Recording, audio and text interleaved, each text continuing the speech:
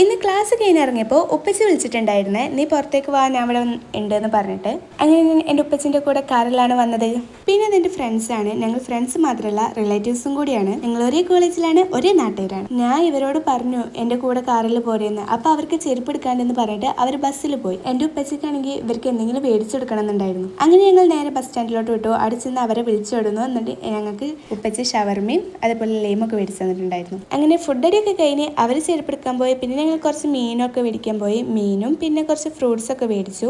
പിന്നെ ഉമ്മാക്കുള്ള ഷവർമൊക്കെ മേടിച്ചിട്ടുണ്ടായിരുന്നേ. കൂടെ ഉപ്പ എന്തോ അരിയുണ്ട എന്തോ മേടിച്ചിട്ടുണ്ടായിരുന്നു. അത് കഴിഞ്ഞ് ഞങ്ങൾ നേരെ തിരിച്ച് വീട്ടിലോട്ട് പോവാണ്. പോരുന്ന വഴിയിൽ റോഡൊക്കെ കുളമായി മാറിയിട്ടുണ്ട്. അപ്പുറത്ത് വലിയൊരു കുളവും ഉണ്ട്. പിന്നെ ഞാനും ഉപ്പച്ചും ഓരോ കഥകളൊക്കെ പറഞ്ഞുകൊണ്ട് വരികയാണ്. കോളേജിലെ വിശേഷങ്ങളൊക്കെയാണ് ഈ പറയുന്നത് ഗൈസ്. പിന്നെ എൻ്റെ കൈ മുറിഞ്ഞിട്ടുണ്ട്. എൻ്റെ കയ്യിൽ നിന്ന് കത്തി ഒന്ന് സ്ലിപ്പായതാണ്. 3 വിരലും നല്ല വൃത്തിക്ക് മുറിഞ്ഞിട്ടുണ്ട്. നല്ല ബ്ലഡ് പോന്നിട്ടുണ്ടായിരുന്നേ. ബ്ലഡ് ആണെങ്കിൽ നിൽക്കുന്നില്ല. അത് കണ്ടപ്പോൾ എൻ്റെ ഉപ്പച്ചും നല്ല പേടിച്ചിട്ടുണ്ടായിരുന്നു. പിന്നെ ബ്ലഡ് കണ്ട് തലയിറങ്ങി വീണ ഒരാളാണ് ഞാൻ. അതുകൊണ്ട് അതിലും അവർക്ക് ഭയങ്കര ടെൻഷൻ ഉണ്ടായിരുന്നു. അങ്ങനെ ഞങ്ങളെ വീട്ടിലെത്തി. ഉമ്മച്ചക്കുള്ള ഷവർമ കൊടുത്തു. അതേപോലെ ഉപ്പച്ചയുടെ അരിയുണ്ടിയും കഴിച്ചുകൊണ്ടിരിക്കുന്നുണ്ട്. അപ്പോൾ ബൈ.